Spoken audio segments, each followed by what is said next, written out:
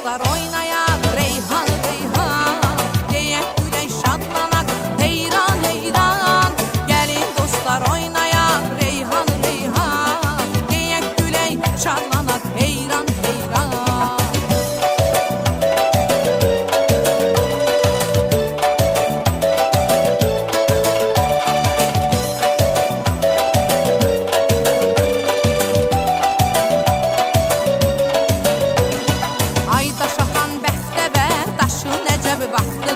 İndi o daş deyil acıb deyil visal vaxtıdır. İndi məyər yenə mi pəncərədən daş gəlir? İndi hamısı sevgidə xumar gözən yaş gəlir. Ay daş atan bəxtəbər daşı nəcəb vaxtıdır.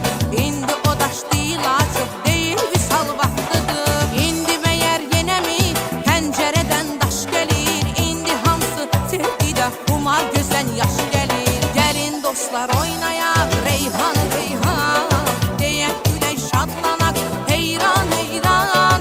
Gəlin dostlar oynayaq Reyhan Reyhan deyək gülək şadlanak heyran heyran.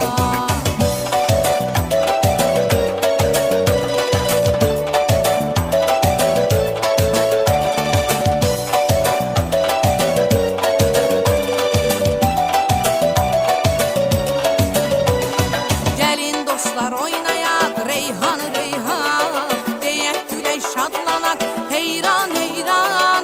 Gəlin dostlar oynayaq Reyhan Reyhan deyək gülək şadlanak heyran heyran. Gəlin dostlar oynayaq Reyhan Reyhan deyək gülək şadlanak heyran heyran. Gəlin dostlar oynayaq